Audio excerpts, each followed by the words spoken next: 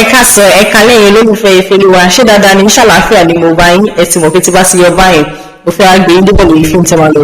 mo láyọ̀ láti sọ fún yín wípé ọmọ mi part 2 ó ti jáde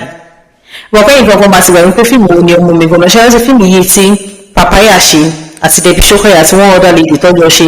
tí Afeez ọwọ́ òun ni dáàdi papaya nínú movie tí papaya gẹ́ ọ̀kan tó jẹ́ bestie papaya nínú fíìmù tẹ́kù bestie ni wọ́n tẹ́kù papaya wá lóyún fún dáàdi ẹ̀ ṣe tí wọ́n sì nà tó wá di rògbòdìyàn báyẹn fíìmù yẹn gangan ni mo sọ part 2 ti jáde ẹ̀rọ tó ní part 1 wọ́n takún pé papaya ò lè fẹ́ dáàdi díẹ̀ kọ́ lánàá ṣe get now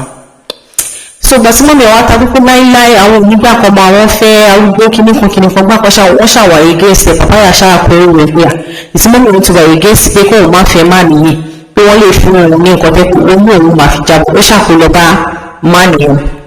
oríṣiríṣi náà ṣẹlẹ̀ ní má ni mọ̀ pé òun àti best friend ni wọ́n ti di ata àti ojú náà méjì ṣáà máa ń jẹ oríṣiríṣi rògbòdìyàn ó ṣẹlẹ̀ náà ní ilé yẹn náà sọ wọ́n ṣàǹfà wọ́n drag ẹ̀ lọ so ìgbà tó wáyá mọ́mí papaya nínú fíìmù yẹn ṣàǹtòkè àwọn fẹ́ pé meeting àwọn ní confession kan táwọn fẹ́ sọ wọ́n ṣàpè meeting pé Afeez ọwọ́ ni dáàdi papaya náà àti the other guy dáàdi díẹ̀kọ́lá Kunle Omosore something like that lórúkọ máa nìyẹn wọ́n ṣàpè wọn àti àbúrò mọ́mí papaya lórí ẹ̀ gbogbo ṣàjókòó àṣé mọ́mí papaya àti dáàdi díẹ̀kọ́lá ṣó ti rí àwọn méjì ẹni tí papaya lóyún fún àṣà àwọn méjì ti jọ wà rí in fact kò ṣe pé bóyá wà rí wọ́n sì jọ pàpà súpé ara wọn rí peter sí pàpà súpé ara wọn lọ́ba dín pé papaya àti dáàdi díẹ̀kọ́lá ọmọ mẹ́rin papaya jẹ́ sọ pé àwọn ni bàbá papaya ẹ̀yin náà ṣe hà bẹ́ẹ̀ ló ṣe rí o oríṣiríṣi ṣáà lọ àwọn oníkálùkù ṣáà wá ń bínú ọmọ ìlọ́ ti ṣẹlẹ̀ nínú báyẹn làwọn gbogbo kíní ọ̀rọ̀ sì dàrú báyẹn tí papaya náà ṣáà dáàdi díẹ̀kọ́lá àwọn náà ṣáà ń sunkún nílé díẹ̀kọ́lá náà kàn sóò dáàdi ẹ̀ láíláí ohun èlò ìgbà kí papaya jẹ́ step sister òun kíní kan pé òun ti ṣèlè àṣẹ̀tẹ̀ tó bá máa jẹ́ step mom wọn àbí kó jẹ́ ìyàwó dáàdi òun ò máa kíní kan ó ṣáàdì ògbòdò ó ṣáàdì yam pepper scatter lóríṣiríṣi ìdílé bá túká náà papaya ṣáàgbé poison jẹ nítorí gbé poison jẹ wọ́n rọ̀ṣẹ̀ lọ sọ́sìpìtì wà tó gbé lọ sọ́sìpìtì ọlọ́ṣàbà òun ṣe ó wà òkè wọ́n dá padà sílé everything wà òkè lọ so wọ́n ṣàwọn wò pé òkè dókítà wọn bẹ̀ pé kí ló wá ṣe papaya tó fi gbé ògùn jẹ́ kí nígbà kìnnìkan máa nìyẹn ìyẹn Afeez ọwọ́ ṣàwọn aṣáláyé kan kó báyìí ló ṣe ni pé kan tó fi dúró pé òun fẹ́ pa rẹ̀ wọ́n dà lórí ọ̀kan ọ̀rọ̀ báyìí kò lè assume pé torí pé ẹ sọ pé máa nìyẹn ó bọ̀ òsùn gbà yẹn wá ní kìnnìkan pé kọ́kọ́ assume pé òun ló ní kọ́ lọ ṣe DNA tó ṣe máa ṣe DNA nìyẹn wọ́n ṣàlọ́ ṣe DNA wọ́n ṣàlọ́ pé Afeez ọwọ́ gangan ni dáàdi papaya kò ṣe bẹ́ẹ̀ ìdí bọ́dà mà ní pé ó kọ̀ rí ní ó fẹ́ rojú báyẹn ṣá gbẹ̀nú Afeez ọwọ́ ṣàwọn adún pé kí nínú papaya náà dún pé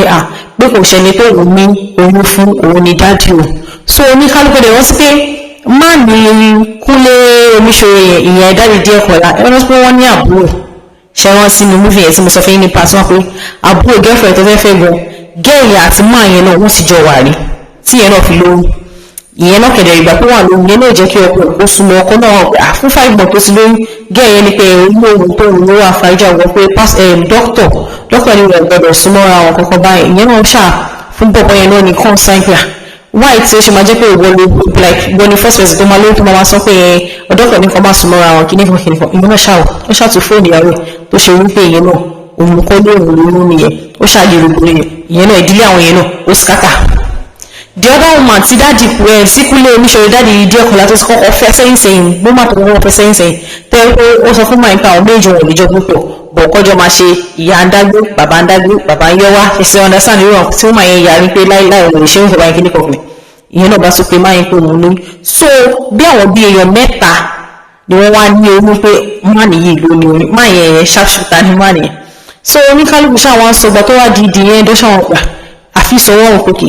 nísìn tí àwọn ti ṣe DNA táwọn ti pé papaya ọmọ àwọn ọ̀rọ̀ lókè kí ni káwọn wá ṣe pé ṣé káwọn accept mọ́mí papaya pé cause mọ́mí papaya ti ń bẹ̀rẹ̀ wọ́n ti sọ pé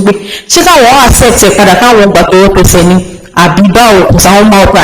ìyàwó àwọn táwọn fẹ́ ó títì ni bọ̀ ó ní ẹ̀kan ni mo ṣàbọ̀ tó bá kúrò lọ́kùnrin tó bá kúrò ní ọkùnrin àbí bá mi fẹ́ sọ Yorùbá yìí pé òun ṣì máa rántí for life even tó bá kúrò lọ́kùnrin ó ṣàmàṣe kankan tó máa fi ń wọ̀n gbà wọ́n béèrè òpin ní orí pé ṣé kí òun gba ọmọ ìpadà àbí kó òun máa jẹ́ kó máa lọ kó rọra bẹ̀rẹ̀ láìfò òun padà láṣẹ̀ṣẹ̀ bẹ̀rẹ̀ pé ẹ̀ṣẹ̀ ló mú ọmọ kan kó máa fẹ́ ni àbí kí ni bọ̀ǹkọ́ lọ́kàn ti tèmi o my whole opinion ní fi pé kọ́dáríjì ó ná máa èèyàn máa ṣe mistake bọ́ wọ́n tẹ̀ tí wọ́n bá wọn ṣe dẹ́ pé papaya ọmọ wọn and then kí ni yìí gan ṣe pé ṣe pé nǹkan tó yẹ̀ṣẹ̀ ṣẹlẹ̀ recent like 26 years ago ló ti ṣẹlẹ̀ so ó ti pẹ́ gan and then gbàtẹ́lẹ̀ máa fẹ́ wọn náà tẹ̀lé kò ṣe pé bẹ́ẹ̀ virgin ni wọn so oríṣiríṣi obìnrin náà làwọn náà ọkùnrin náà làwọn ti fẹ́ sẹ́yìn so kọ́ fojú fo gbogbo àṣìṣe yẹn kọ́ gbà wọn padà kó má jẹ́ kí ilé aláyọ̀ kó wá di ilé tó máa di ilé ìbànújẹ́ tẹ́ pé wọn ò ní wà ilé yòó wà peaceful bó ṣe máa ń ṣe lọ́síjọ́ máa ń rẹ́rìn tọ́jọ́ máa wà pé kò ní ọkọ̀ gba mọ́mí papaya padà sílé àbí kí lẹ́yìn nǹkan tẹ́yìn bá fi nípa yìí ẹ̀yin lè drop it in the comment section and the other guy yẹn náà ọwọ́ ṣọ́kọ̀ ìbúmọ̀ pé òun náà ló lọ ọmọ kò ṣe the other daddy díẹ̀ kọ́ láì bó ṣe àwọn olóòlò ń pè òun lòun lọ́wọ́ àkókè ìyàwó òun táwọn yẹn ṣẹ̀fẹ̀ ìyàwó ọdún mélòó tó ń ṣẹ̀ṣẹ̀ fẹ́ pè á ṣé kóun náà dé ẹrù ẹ̀ síta àbí kí ni kóun ṣe so nǹkan like kéèsì méjì yẹn ìmú ní kéèsì méjì kéèsì kan náà ni dáàdi papaya àti the other guy àwọn méjì kan tó jọ ń fèsì mi so wọ́n béèrè opinion nǹkan tẹ̀yìn bá ẹni forgive and forget ni àbí lẹ́yìn rò àwọn kan wà wọn ní èmi ìdáríjì lóní kàn máa fi pé òkè kí ni yìí ó ti ṣẹlẹ̀ sẹ́yìn kò ṣe pé nǹkan tó ṣì ń ṣẹlẹ̀ mistake kò sì wáyé ní ayé àtijọ́ ni like over 26 years ago ti pẹ́ àtìgbà yẹn náà kò ṣe pé bí wọ́n tún wáyé àwọn lẹ́yìn àbí kòkó mistake ni so kó fọwọ́ fà ọ́ mọ́ra ẹ̀yin ti tèmi nǹkan tẹ̀yìn bá rò ẹ̀yin lè drop it sínú comment section ẹ̀yin lè drop it sínú comment section ọ̀tẹ̀yìn bá fi nípa ẹ̀ opinion tẹ̀yìn bá fẹ́ give àbí advice bóyá fún mi ẹ fẹ́ nípa pé ìyẹn o àìtí mo lọ fi béèrè fún opinion wà bóyá ní sí drop opinion sí tèmi ẹgbà wọn padà wọn ní tó bá fọwọ́ tún bọ́mọ wí a máa fọwọ́ sí a máa fi fà mọ́ra àbí kí lẹ́yìn ó sì ẹ̀yẹ olólùfẹ́ mi àtúmárí ọlọ́jọ́ mi bá ṣe sí ẹ̀jẹ̀ bá tún ti rí múfì kan tí mo fẹ́ kẹ́ lọ́wọ́ màá tún padà wá gbé yín débẹ̀ ó dìgbà.